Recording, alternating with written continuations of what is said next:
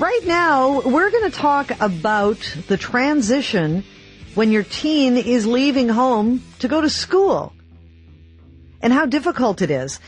Is it harder for the teen or is it harder for the parent? I think we all know the answer to that, but we're going to find out for sure. Darren Feld is here. He is a social worker, parenting columnist for the Hamilton Spectator, and he has his own private practice at yoursocialworker.com. He's also a great friend of the Night Side. Hey, Gary, welcome back to the show. So good to be with you again, Barb. How are you doing? I'm great. And, this is a good topic tonight, transitioning your teen, because let's face it, so many teens are going to get ready to leave home at the end of this summer. It's something I just had a conversation with my son about today. He is graduating high school. Oh. He is staying in town, though, and he had a choice, and he ended up choosing based on school, not on the experience. But there are a lot of kids who are going away, and I'm always just have a smile on my face knowing that he's not getting set to leave at this point, but it's going to come at some point, and it's very difficult, and I would guess very difficult more so for the parents than the teens in some cases. We are so used to having our kids around. We're so used to parenting, not being a parent, but just parenting as a verb, looking out for them, taking care of them. It's hard to believe that they're not going to need us anymore. And then the question also becomes, who are we? What are we in their absence? Because we can no longer identify ourselves through their life.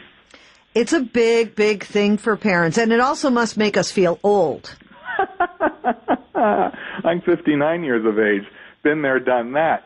So, yeah, it confronts us with our aging. It can confront us with our own mortality. And it can present, for some parents, a sense of loss with respect to that identity. If I don't have something in my life to replace you leaving, it's an existential crisis. Who am I? What am I? And what's my purpose? Can I be so bold? Well, I've said it before. I do know some people who have filled that void with a little dog. Well, you're singing my song. My wife and I, we got a dog 5.5 years ago. We sent an email to our son, who was then around 26, saying, we've replaced you. That's great, because you've got someone you can baby again, right? It's not really going to grow up. That's right. My son, he sent us back an email referencing an article in the New Yorker magazine talking about fur babies and how people of my generation, he kind of threw that in our face, how, our kids, they're about 5 to 10 years out before there's grandchildren, and so we need this replacement to tide us over. This is your transition, right? That's Until right. the grandchildren come along. That's right. So here I am trying to stick it to my son, and he threw it back in our face, and I think he was more right than we were. That's funny. Darren Feld is my guest, social worker, parenting columnist for the Hamilton Spectator. You can check out his website at yoursocialworker.com. I remember reading at one point that when our kids are little, they are the center of our world, and we are the center of their world. And then when they get older, they are still the center of our world, but guess what? We're no longer the center of theirs. And that's hard for parents to, I guess, come to grips with. The universe shifts on its axis. But, the challenge for parents at this time of life is recognizing you're not losing your son or daughter, but there is a shift in the relationship. And sometimes if we seek to hang on too tightly, then our son or daughter feels that they have to wrestle themselves away. And unfortunately, that can fracture the relationship between son-daughter and parent. So there are things parents can do to facilitate the transition so that we remain in our kids' lives and still have a lovely relationship. Okay, so what are some of the things we can do to help make the transition easier on everyone, and also to not really guilt trip our kids on the way out the door? Oh, good point. Don't guilt trip them, because that will just cause them to run. So the first thing is to separate our sense of loss from the child's likely experience of excitement. And we don't want to be a downer to the child. It's certainly reasonable to say to the child, my God, I love you, I'm going to miss you. don't worry, I'm not going to cause you to stay home. So Right. so you can still go, but it's okay to let them know. Okay, it's okay to let them know what you're feeling, and just as part of the transition, as part of the process. Correct. But there's a difference between letting a person know and putting a little English on the ball such that it spins back through guilt. So we're not letting them know because of guilt. We're letting them know because it's been such a joy growing up with you. Right. That I love you and I'm going to miss you. What would be the guilt version of that? How can you leave me? Yeah, How did you do this to me? I'm going to tell you a story. This is the 100% God's honest truth. I just found out about somebody who said to it was a granddaughter, if you go away, I will never speak to you again. Oh, gosh. Yeah. Like I'm going to cement your boots in the front lawn here so you can't take flight. So no, we don't want that, but it's certainly reasonable to let you want your kid to want to come back. And so the message we want to give is it's been so delightful raising you. Yeah. It's been so delightful watching you grow and develop. And, I recognize that I have to let you leave the nest, and I recognize if there's bumps and grinds along the way, those are your experiences now to deal with. I can't protect you from that.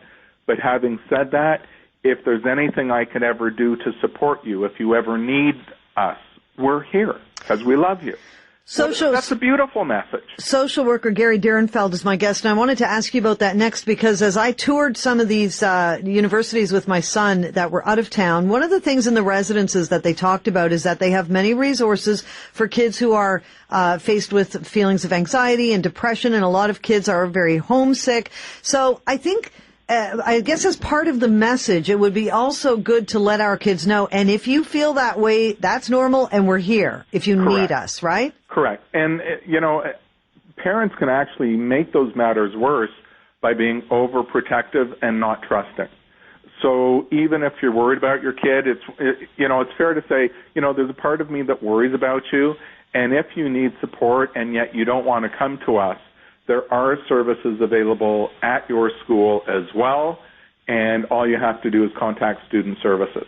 And these are wonderful services throughout our colleges and universities throughout Canada. Parents should know that. Okay, we're going to continue talking about this. I want to talk about the transition when your teen is leaving home to go to school and how to make that easier on everyone. Gary Darren is my guest, social worker, parenting columnist for The Spectator, and you can check out his website at yoursocialworker.com. Gary, one of the points I wanted to make is that in this day and age with the cost of living, I think it's pretty realistic to expect that most of our kids will end up back in our homes at some point. Oh, what a scary thought. But after they've been away at school, it has to be not a different child you're getting back. It's an adult, and it's a slightly different person because of what they've experienced over those years. That can make for such a tumultuous transition when children who have left the nest, typically for university, return with no job to go to. They are used to phenomenal independence. Typically, because they are single, they're not accountable for anyone, including their time for coming and going.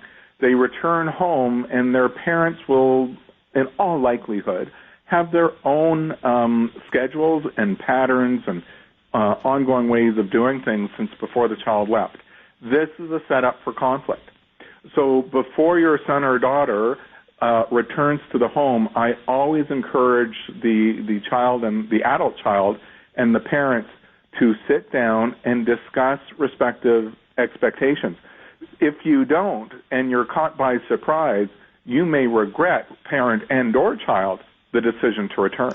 But is it realistic to think that there's any other option, especially in a city like Toronto, that is very expensive? Or is it realistic to think that they can finish university and be out on their own and paying for whatever, rent and whatever they need?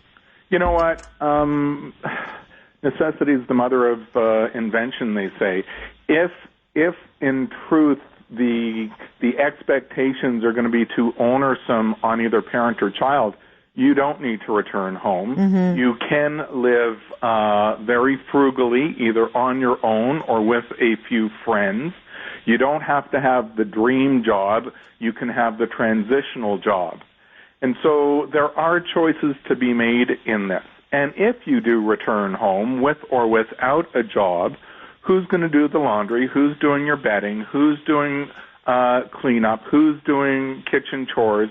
Will you be home for dinner or not? These are, let's put it in the context of courtesy.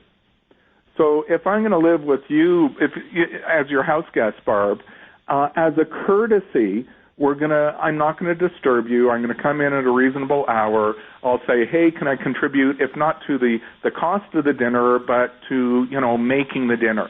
This is courteous behavior between adults cohabiting, and that includes parents and adult children. Okay, so we've got a situation then when the kids are leaving. That's it. We're saying goodbye to our kids because they're not going to be the same people. And also, I think that the way it's handled when they leave can possibly affect the future relationship between adults and adult children, right? Absolutely. So we want them to leave with our relationship intact. Don't overburden and pressure them. If you think they're forgetting 6 things on their way out, let them forget the 6 darn things. Let them return home. At some point, it's their responsibility to grow up. If you keep active parenting them as they are trying to leave the nest, that is a setup for conflict. So you don't need to caretake them anymore. Supposedly they have grown up, and if they do make a mistake, typically they will recoup from it, and because it's their mistake and it's their recouping, likelihood is they're not going to do that twice. Social worker Gary Feld is my guest. We're talking about the transition when your teen is leaving home. 70% of men say they are emotionally prepared to get the kids out of the house. 55% of women are ready to see the kids leave. Why is that? Why is it that women have such a harder time with it? I don't know. And let me tell you, when we drove our son to university an hour's drive away, I cried like a baby. I was more of a mess than was my wife. I couldn't wait to see him return at the end of that school year. But after, that first summer's break, I was so looking forward to him going away in year 2. Yeah. I didn't cry. And in year 3, I was wishing he wouldn't come home. So we do get through these transitions, I think is what I'm trying to say, that, sometimes there is turmoil and upset and missing our kids. But at the end of the day, let's get through that and certainly not pathologize upset, transitioning, and getting used to change. Sure. And as I'm listening to you and we're having this conversation, I'm starting to think to myself that parents are maybe not as upset at the fact that the child is leaving as the change that it represents and the saying goodbye to the era of being the parent for this child. Yeah. Let me talk to the teenager out there who may be listening to us and give them this message. This is a tough transition for your parents. You may not realize that. And to make it easier for yourself, the teenager, if you do recognize that in your parent, there are things that you can do to put your parent to ease. Let them know you appreciate what you've done for them. Tell them you love them. Say, I will be in touch from time to time. Don't worry, I'm not going to fall off the face of the earth. And let them know that, they don't need to protect you from all of your own mistakes, that you're happy to learn on your own too. So these are things that you, the teenager or young adult leaving home, can say to your parents to also facilitate both of your transitions. And for those maybe just tuning in and missed the start of it, for the parents who are getting ready to bring their teenagers away to university, what is the best thing the parents can say to their kids to make it a really good, smooth transition for both? I'm so proud of your accomplishments. I have so much faith in you, and I love you. That's it. What a wonderful parting message. And it leaves the emotional door open. It leaves the teen thinking, this is lovely. That's what we want. And if they call you, do they? Some do call from university saying, I'm homesick, I want to come back, or whatever the case may be. How do you deal with that? Is that something a lot of kids go through? So that we deal with on a case-by-case basis. But again, we want to be supportive without necessarily being undermining. A child phoning on under distress or in distress doesn't mean we have to necessarily rescue them, but we can point them to where they could get support for themselves and see how that goes so that the child learns to cope, to deal with adversity more independently. That's what we refer to as resilience. And listen, there's going to come a time, Barb, when you and I are not here, and truly our children will be left to their own devices, and we want them to have these life skills for their lives. Gary, it's always a pleasure to chat with you, and hopefully we'll talk to you again soon. Thank you for this. Awesome, Barb. Hey, good luck with you and your son. Oh, thank you. I'll keep you posted. All good. Thanks, Gary. Gary Feld, social worker, parenting columnist for the Hamilton Spectator, and his website is yoursocialworker.com.